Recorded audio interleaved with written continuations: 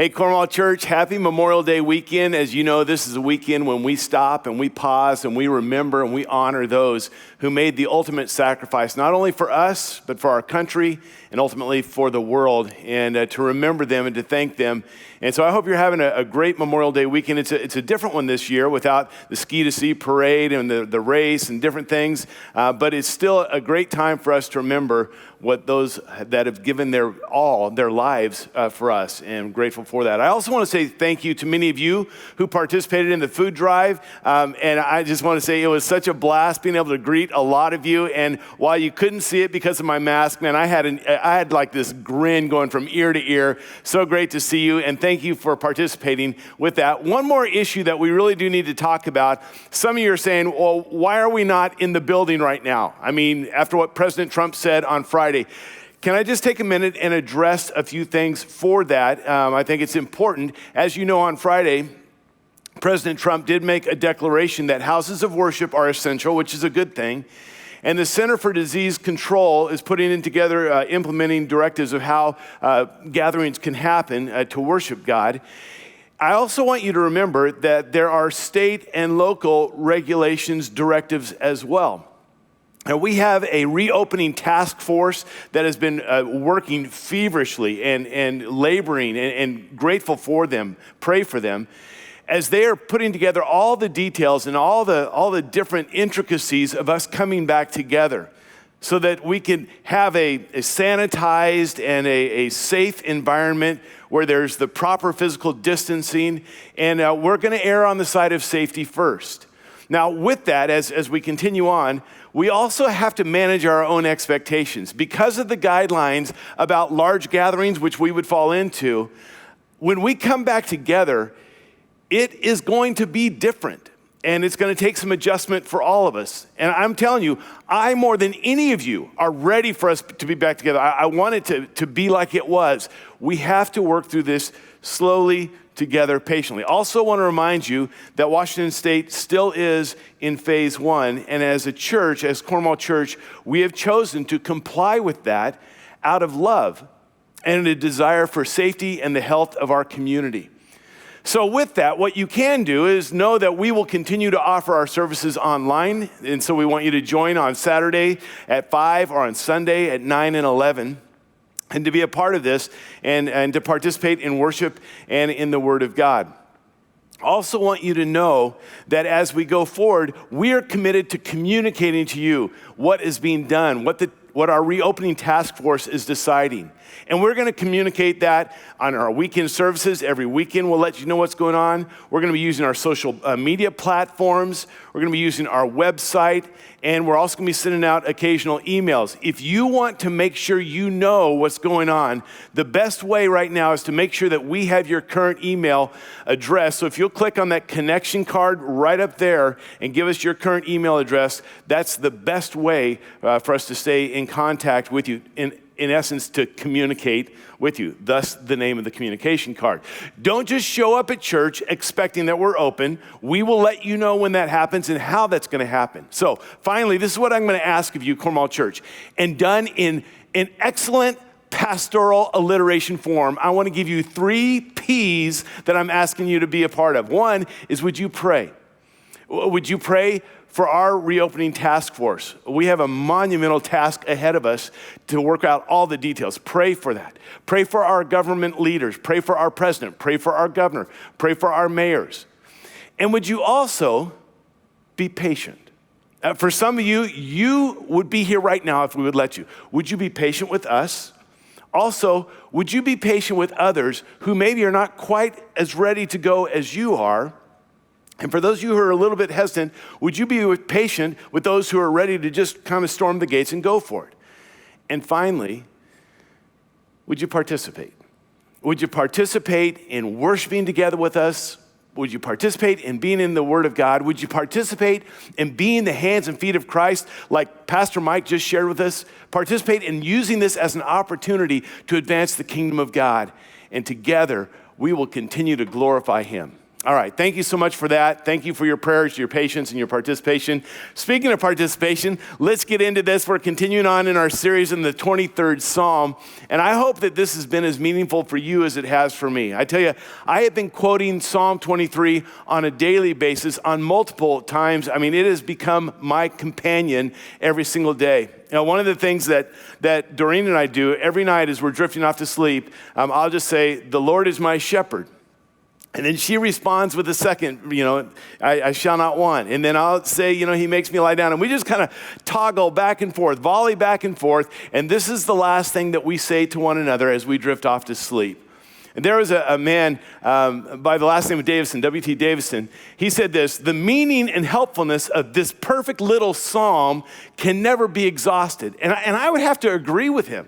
While we have been going verse by verse, it feels to me like we're just screaming through this. There's so much stuff that we haven't been able to cover. Last week I mentioned I could have spent 4 weeks on last week's verse, and the same would go for today as we look at this final verse out of Psalm 23, verse 6. I think we could spend weeks on this verse alone. We will not, but there's so much. We will never plumb the depths of this perfect little psalm, as Davison said. Now, so often this psalm is read for people in their final moments on their deathbed, and it brings great comfort. As I've mentioned before, this psalm, this most loved and most known psalm, is read at almost every funeral and memorial, and those are good things. But these words that we're looking at are not just words, they're not just funeral words, but they're words of life. They're words for life. Now, granted, these words might be read to you when you're on your deathbed, and they will bring comfort. And they might be read at your memorial service or your friends or your family's memorial services, and they will bring comfort.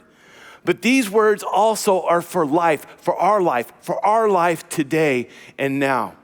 I was reminded of how much these are words of life as I was reading through a book by Morris Berquist. It's called David's Song. It's a small little book on the 23rd Psalm. And in this book, he retells the story of a man whose life was literally changed by the words of Psalm 23. The man's name is Neville Tan.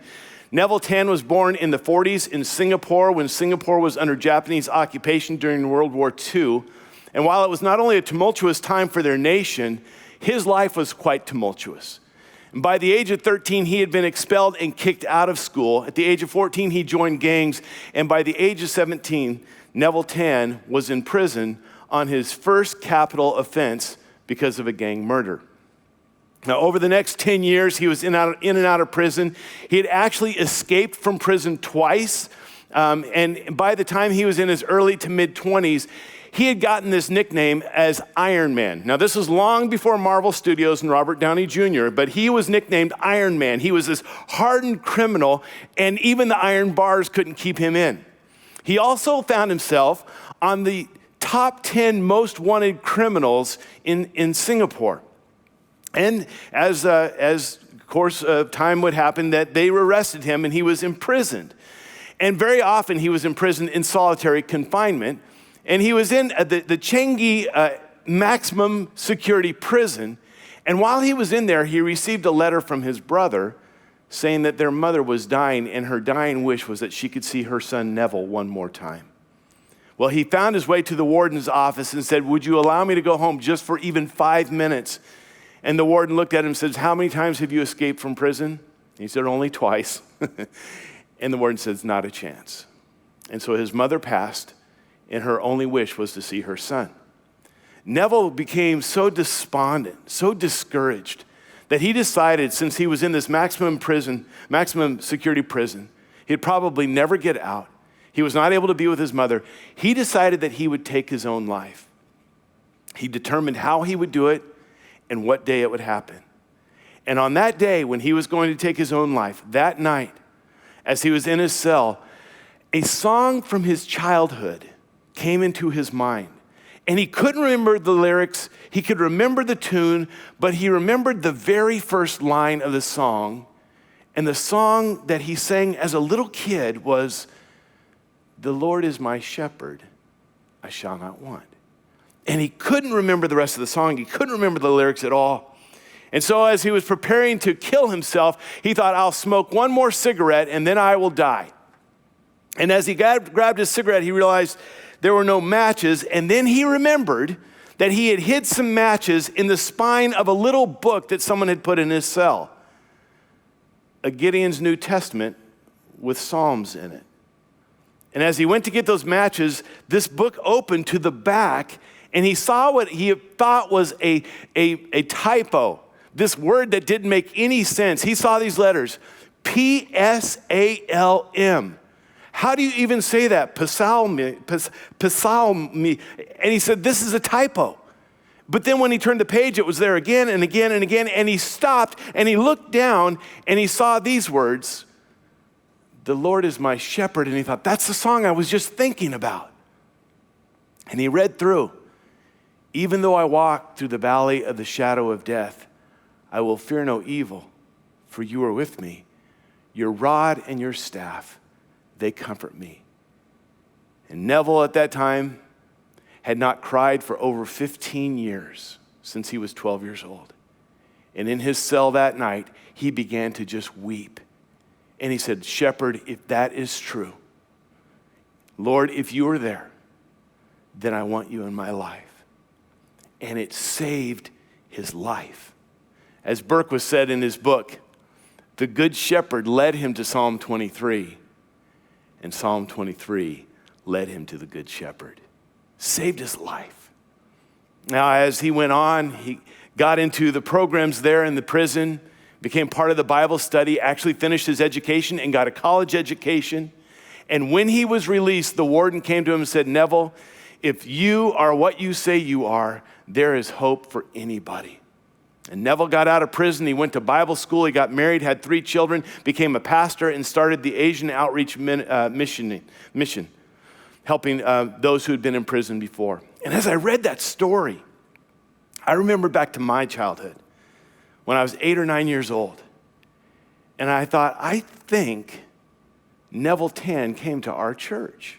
So I called my mom and I said, was Neville Tan at our church when I was young? She said, yeah, absolutely. And I said, do you know, is he still, what's still? She said, I think he's still alive. He'd obviously be in Singapore. So I went to work. And the beauty of Facebook is that I found he had a Facebook page.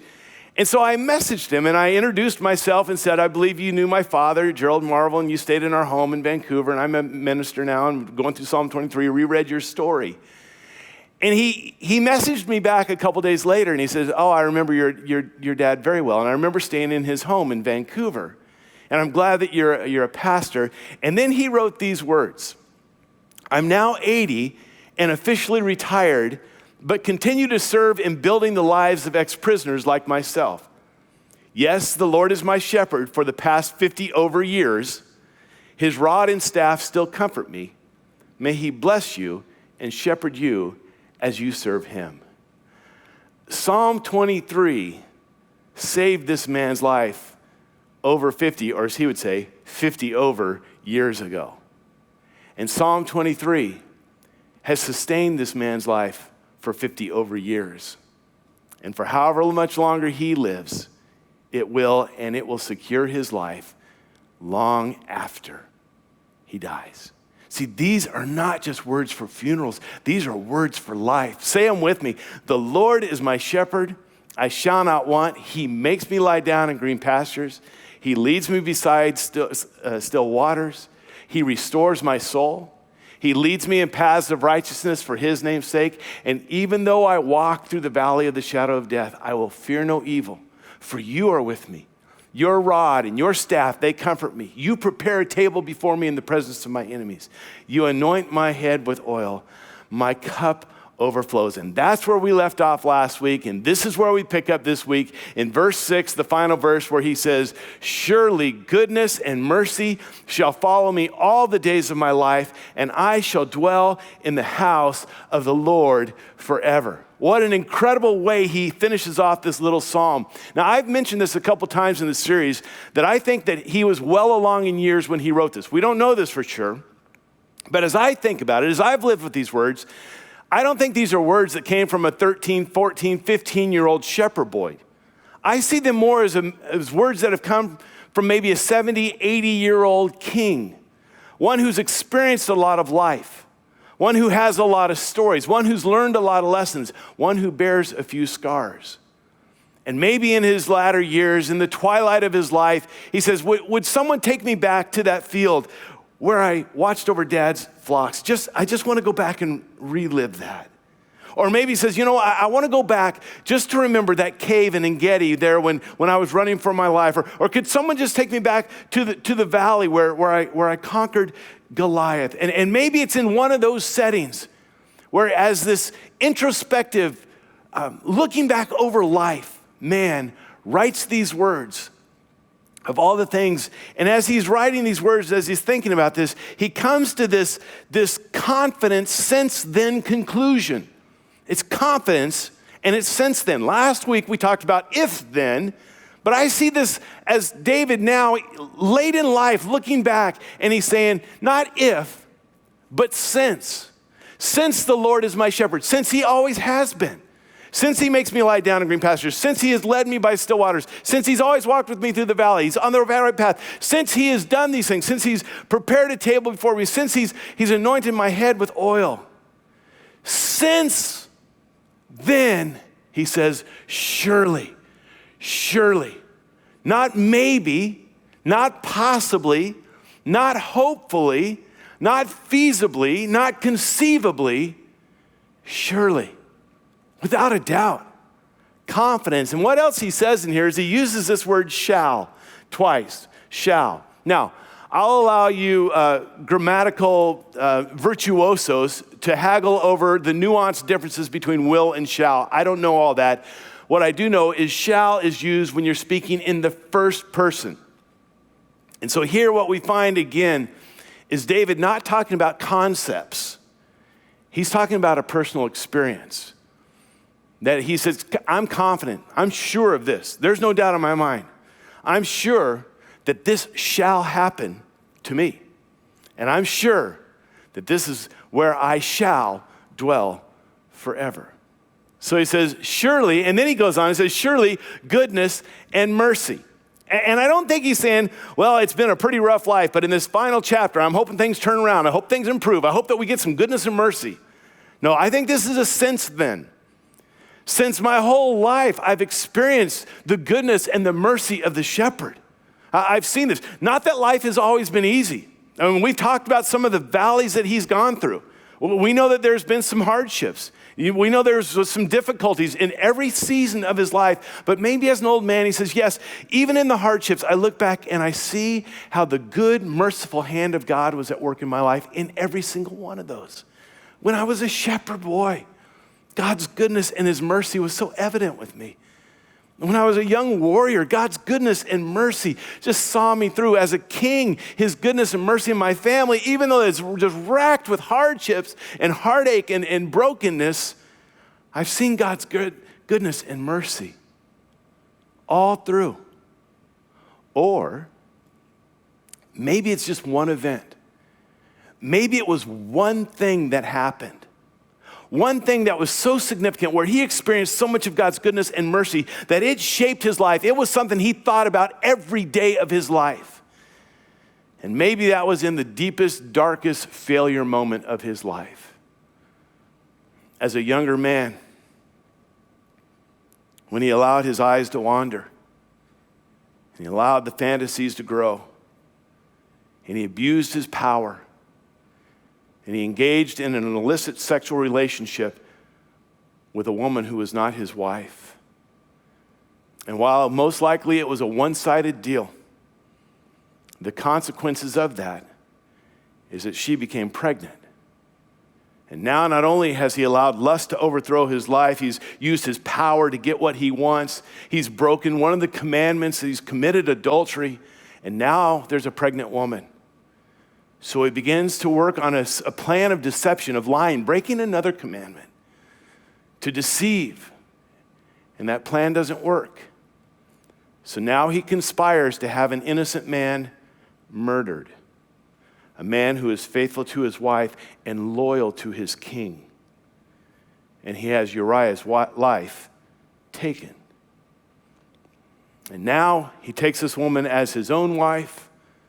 And even the hardship continues on as that child is born. and just a few days later dies. And David thinks he's covered all of his bases until Nathan the prophet comes to him and points out exactly what he's done. And at that point, David is broken, filled with shame, filled with guilt, remorse, self-loathing. He cannot believe it. And in this low, low moment, because of his own choices, his own decisions, his own life, he pens those incredible words in Psalm 51. And they start this way. Have mercy on me, O God, according to your unfailing love. According to your great compassion, would you blot out my transgressions? Would you wash away my iniquities? Would you cleanse me from my sin? For I know my transgressions. My sins are always before me. Against you and you only have I sinned and done what is evil in your sight. And so you're proved right when you speak, and you're justified when you judge. Surely I've been a sinner from birth, sinful from the time my mother conceived me. And surely you desire truth in the inner parts, and you teach me wisdom in the inmost place. Cleanse me with hyssop, and I will be clean. Wash me, and I'll be whiter than snow. Hide your face from my sin and blot out my iniquity.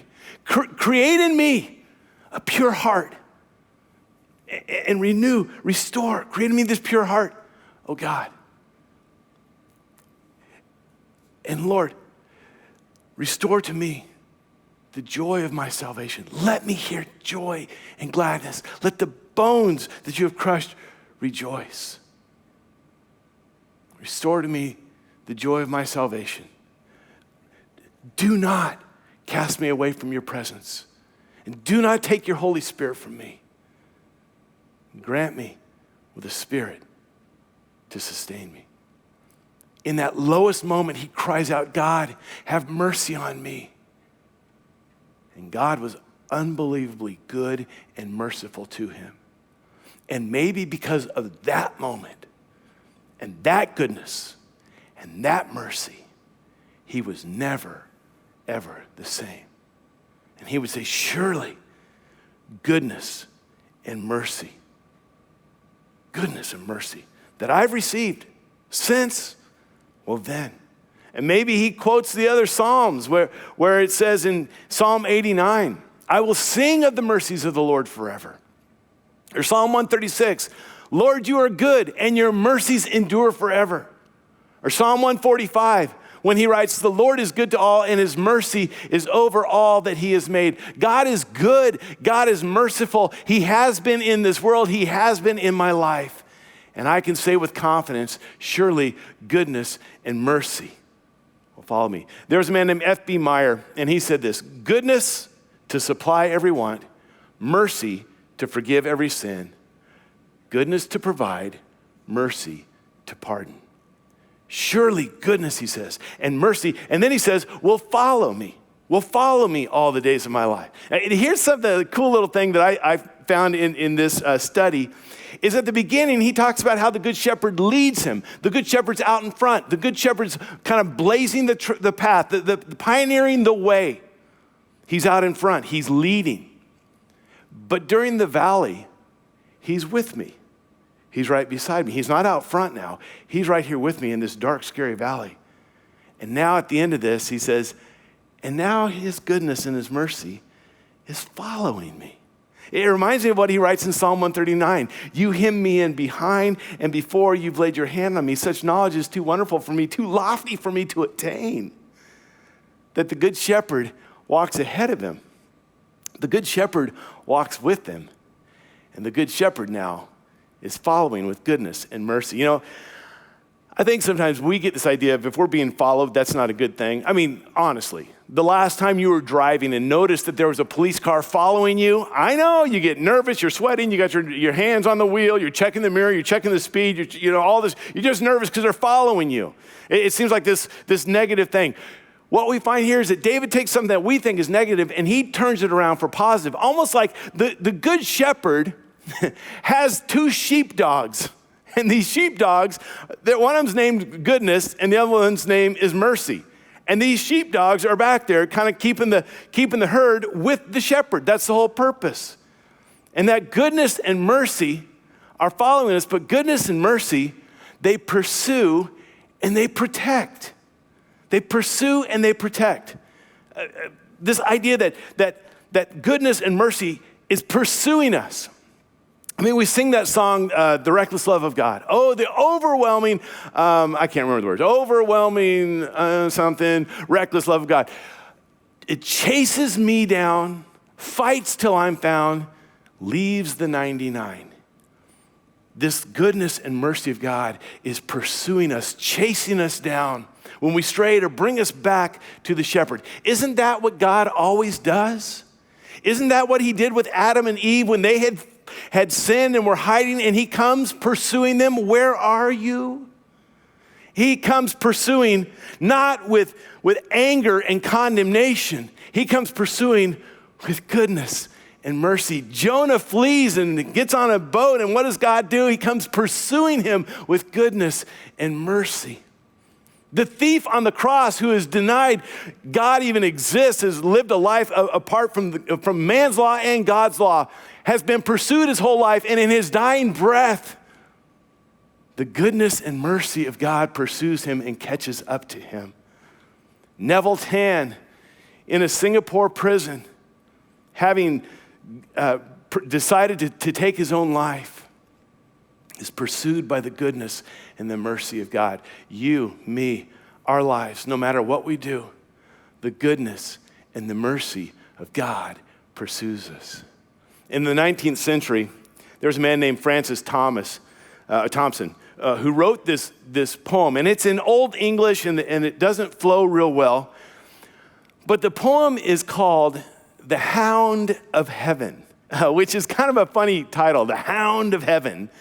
And the whole picture is as Francis has run away from God, God, like a hound, has relentlessly pursued him. I want to read you just a couple of verses. I won't read you the whole thing, but a couple of verses out of this. He says, I fled him down the nights and down the days. I fled him down the arches of the years. I fled him down the labyrinthine ways of my own mind, and in the midst of tears, I hid from him and under running laughter. Up vistas, hopes I sped, and shot precipitated down titanic glooms of chasm fear. From those strong feet that followed after.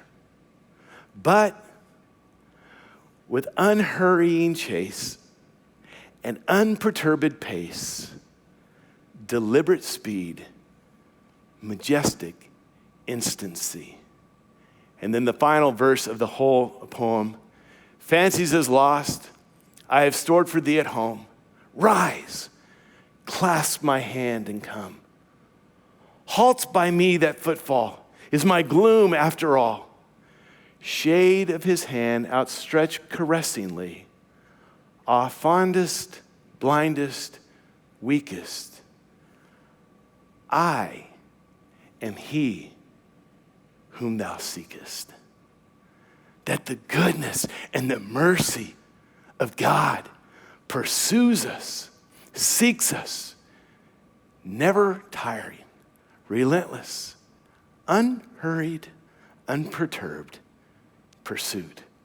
And not only does the goodness and mercy pursue us, but the goodness and mercy protects us. The goodness and mercy, like to make sure that no predators do a sneak attack from the back. Don't come up from behind. You know, this whole idea of having someone follow you. I mean, maybe it's a good thing. When we were in Egypt this few months ago, everywhere our bus went, there was a police car right following us just to protect us, to make sure everything was okay. You know, aviators, fighter pilots especially, will use the idea of a clock when they start talking about positions. You know, hey, MiG's coming in at 10 o'clock. You know, zeros at 3 o'clock. In World War I, fighter pilots came up with this phrase. I've got your six. I've got your six. The area where you're most vulnerable, the area where you can't protect yourself, the area that you can't see. I've got you covered. I've got your back. I've got your six. And surely goodness and mercy, he says, they've got your six. They've got your back. They're pursuing and they're protecting. And then he goes on and he says this. He says, surely goodness and mercy shall follow me all the days of my life. And remember, we said that we're not just looking at maybe something will change here in the future. He says, this is the way it's always been. All the days of my life. This is the present tense. Remember, the Lord is my shepherd. That means that this day. And there's this phrase out of Hebrews that says, as long as it is called today. Now, I love that. As long as it's called today, it's living in the now. It's living in this present tense. And what he's saying is, listen, you may not know what the future holds. You may not know. There might be some uncertainty. There is for a lot of us uncertainty about this future. But you can rest assured on this fact. You can know this for a fact, that goodness and mercy will follow you all the days of your life. I wonder if Jeremiah had read these words. I can't imagine that he hadn't. Because 300 years later, when he writes Lamentations and everything is just falling apart, and he says in all of his despair, yet this I call to mind. You know, the steadfast love of the Lord never ceases. His mercies never come to an end. They are new every morning. As long as it is called today, they are new every morning. A couple of years ago, there was a movie that came out. It didn't do very well at the box office. I think it was called Christopher Robin. It was when Christopher Robin grows up and he goes back to the 100-acre wood. In that movie, Winnie the Pooh asks this question, what day is today? Or what day is it, he says. And the response is, Pooh, it's today. He says, my favorite day. And David is coming along to say, no matter what's going on in my life, I know that on this day, goodness, I am sure of it, goodness and mercy will follow me. It always has. It always will. And as long as it's called today and the goodness and the mercy are following me, then he says it is the best day ever. This is the best day ever because the shepherd is with me and his goodness and his mercy is following me. Best day ever. And then he says, and as if that weren't enough, he looks back over all that's happened. The Lord being shepherd, the green pastures, the still waters, the right paths, the darkness, the companionship in the valley, and the table and the oil and the rod and the staff. He says, and bonus. He's like this TV commercial, but wait, there's more, as if that weren't enough. This is the bonus, he says, on top of all that. He says, and I will dwell in the house of the Lord forever. I shall dwell in the house of the Lord forever. When he talks about this is a fulfillment of a deep longing for him. If you're familiar with the life of David, toward the end of his life, he really wanted to build a temple for God. And God says, you're not the one to do that. Your son can. And David says, well, I so want this to happen, I'll raise all the money to make sure it does happen. And he goes into this capital campaign and he raises all these millions of dollars so that his son Solomon can build the temple. But it was his desire. And not only that, but we read in Psalm 27 about this desire. One thing I ask of the Lord, and this is what I seek, that I may dwell in the house of the Lord all the days of my life, to gaze upon the beauty of the Lord and to seek him in his temple. That's what I want. I thought this is interesting. Solomon, when asked, what is the one thing you want? He said, wisdom, and God blessed him with it. David says, here's the one thing I want. Just to dwell in the presence of my shepherd, my Lord, my King, gaze at his beauty, to seek the one who sought me out, who pursued me, who has followed me with grace and mercy. And maybe David agrees with what the sons of Korah had written. This psalm where they have written, how lovely is your dwelling place, O Lord Almighty. My soul yearns, even faints for the courts of the Lord. My heart and my flesh cry out for the living God. And then look at this. Even the sparrow has found a home, and the swallow a nest for herself where may have her young, a place near your altar, O Lord.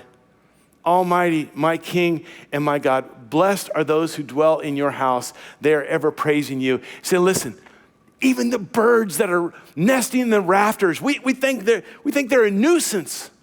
Maybe it's not just because that's a cool place to nest. Maybe because they want to be close to the Lord. Maybe they want to dwell in the house of the Lord. Maybe they want to be close to the altar of God. And then in verse 10, it says, better is one day in your courts than 1,000 elsewhere. I would rather be a doorkeeper in the house of my God than dwell in the tents of the wicked. And they say, listen, just one. Just give me one day. And I don't care. Put me on security duty. I'll just stand at a door. I'll just watch. Just let me do that. If I can have one day, and I don't even if I can just stand at the door for one day, that's better than anything. And David comes along with this deep longing, and he says, listen, God's goodness and his mercy has followed me all the days of my life, and I shall dwell in the house of the Lord forever. I shall dwell, not just visit, not just a 3-day weekend. I get to move in. And not just at the door, and not in the garage, and not in the outbuildings, in the house. David in the house. Says, and it's not just any house. It's the house of the Lord, Yahweh, the Almighty God. Here's a cool little side note. What is the second word of Psalm 23? Now, what is the second to last word of Psalm 23? David bookends this psalm with Lord. It's all about the Lord. The Lord is my shepherd, and I will dwell in the house of the Lord. Both ends of it says, don't miss this. It's all about life with the Lord. And I get to dwell in his house, not just for one day, not just for the days of my life, but forever. Forever. I get the goodness and the mercy of God. I know for a fact it will follow me, it will pursue me, it will protect me every day of my life here on this earth. And when this life is over and these days are over, then the party gets started. Because then I'm in the house of the Lord forever. Best day ever. Every day is the best day ever when you have life with the Good Shepherd. You know, my hope all along through this is that we wouldn't just learn about Psalm 23, but we would apply it to our lives and we would live it. And I asked some friends of mine if they would share a little bit of their story and how this applies to them right now. As some of you know them, Chris and Katie Henry, been a part of our church. Katie, I knew her when she was in high school years ago. I won't say how many. Chris, I've known for almost 20 years. They've been involved in our church. They met working in Salt on the Street. I did their wedding several years ago. And then God called them to Belize. And that's where we give the shout out to Belize and those down in Hope Haven and Rafa and the group down there. And then just recently, they came back to the United States. And I've asked them to share a portion of their story. They sat down with me via Zoom this week. And I want you to listen to this story as well. Well, Chris and Katie, thank you so much for joining us today. And I appreciate your willingness to share a part of your story. As you know, because you've been with us over these last 6 weeks, we've been studying Psalm 23. And a few weeks ago, we talked specifically about journeying and walking through the valley of the shadow of death, and just the valleys of life. The fact that you guys are with us back in the United States is because of a valley. Why don't you share, many of us are aware of it, not everybody, share a little bit of the journey and what has brought you to this point. Okay, about a month ago, we were in Belize, and we were working, putting up a quarantine building for COVID patients and feeding some of the people that were out of work in the community. And suddenly noticed some changes in my breast, and so was able to go to a doctor and get an ultrasound and a mammogram, and they said it's probably not cancer, but you probably should go get it looked at, get a biopsy to be safe. So we were fortunate enough to be able to get back to the United States to get that done. And once we got here and got the biopsy, they said, no, it's cancer. And it's not just cancer, but it's spread into the lymph nodes surrounding it as well. So further testing showed it to be a particularly hard to treat type of cancer. It's very aggressive, and it doesn't have, it's not estrogen hormone receptive, so it's a little harder to treat and a lot more aggressive. The doctor has given me a cure rate of between 60 and 70%, so not as high as I would have liked, but that's what it is, and that's where we've been going through dealing with that. Yeah, and so you've started this week, you've started the treatment. What does that look like over the next weeks, months, year? So I've got 8 weeks of a really harsh chemo combination, followed by 12 more weeks of a slightly less harsh combo of chemo meds. And then surgery will be a double mastectomy, followed by radiation, and then hopefully reconstruction at that point. So. Wow. So the next year is gonna be a bit of a journey for us, but we're just taking it one day at a time and just keeping our focus on what's really important. Yeah. And I want to pause right now and just say, at Cornwall Church, many of you have been praying for Chris and Katie. I would ask that you would continue because it is going to be quite a journey. I'm going to shift gears a little bit. We just got done looking at this final verse in Psalm 23, where David concludes and he says, surely goodness and mercy will follow me all the days of my life, and I will dwell in the house of the Lord forever. He has kind of this double perspective. One is of his life on his days here on this earth, and the eternal perspective of after his days on this earth are over. And a week or two ago when we were talking, you guys shared some of your perspective, and it was such an encouragement to me. Would you share that with us? Well, sure. For me, I keep being asked, well, what's this? Or, how are you feeling about that? How are you really doing or whatnot? And the reality is we haven't had a freak out moment. We haven't had oh my goodness, she's going to die. There's this, there's that. But last time I checked, Bob, nobody gets out of this world alive, right? So we're all going to die. And it's just at some point, when is that? And when you're talking about somebody as young and as active and just so full of life as Katie, when you think about the potential that might happen sooner than you'd like, then people are like, oh my goodness, right? So the reality for me is though, whether I have months with her or decades with her, the result is the same. She wins.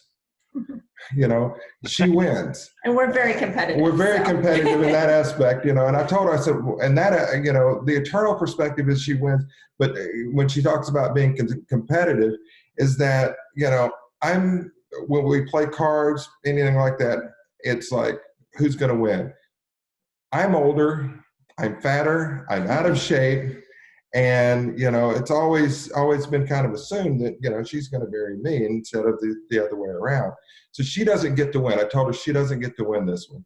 But the eternal perspective in that, Bob, is if you truly embrace the gospel message, if you truly embrace that this life is temporary, this life is just a piece of a much bigger puzzle, then there's an incredible freedom that comes with that. There's an incredible peace. The Bible talks about a peace that passes understanding. And with that, you can walk to knowing that there is so much more than we see, so much. There is a Jesus that is there waiting with open arms to welcome us into a place that's more beautiful than we could ever imagine. We get to hang out and worship in ways that we have never, ever experienced before. Even in our best worships at Cornwall, it just can't hold a candle to what's there. So if you look at it with that perspective, you take the emotion of, I'm getting ready to, I might have the potential of losing my wife out of the picture for a moment. She's not lost. And none of us are who believe in Jesus. And that's what I love about that. And what I love also about your message last week is it's not that, you know, we go through the valley and he walks with us. We don't have to do this alone. And that's what's just so incredibly comforting, and why we haven't had a freak out moment on this. And, you know, maybe it will come, but once again, he's there to walk with us through the good, the bad, and the ugly. Yeah. And I believe everybody has a journey in life. It's all different, and this just happens to be my journey. So however God chooses to use me, if he chooses to use me, I'm blessed. You know, I hope to be an encouragement through this. I hope to, you know, comfort in some way other people as I go through this. You know, I don't think he would put me through this and not use it for his glory in some way. Yeah. Absolutely. Yeah. Well, Chris and Katie, thank you so much for sharing this. You know, the truth and what I love about this psalm is that he leads us and his goodness follows us, that he leads us, he follows us, he carries us. Our good shepherd walks with us and will never leave us or forsake us. And thank you for embracing that and living in that reality every single day. Thank you, very Bob. much, Bob. Yeah. We so appreciate, just another level, we so appreciate the church, the love, the support, and the kindness. Not only our church here, but our church in Belize as well. We've gotten so many phone calls, so much love, and we just want to say thank you. There's no proper words to say thank you to the church for that. Yeah. Well, we love you too, and we'll continue to pray. All right. We always welcome prayers, so thank All you so right. much. Wow. Surely goodness and mercy shall follow me all the days of my life, and I shall dwell in the house of the Lord forever. That's the promise for all of us. You know, the psalmist writes this: save your people and bless your inheritance. Be their shepherd and carry them forever. That he carries us through life, he carries us through death, and he carries us forever. Now think about this with David. His whole life, as he's looking back now, over 70, 80 years of life, he was a good shepherd when he was a little kid. And he was a pretty victorious warrior throughout his younger days.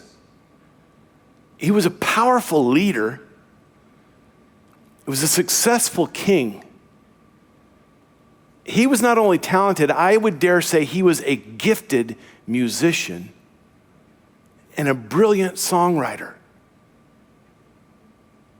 But in all of that, as he looks back, as great as all of those accomplishments, achievements, accolades, acquisitions, all of that, he would say about this shepherd, the Lord who is my shepherd, there is nothing better than you.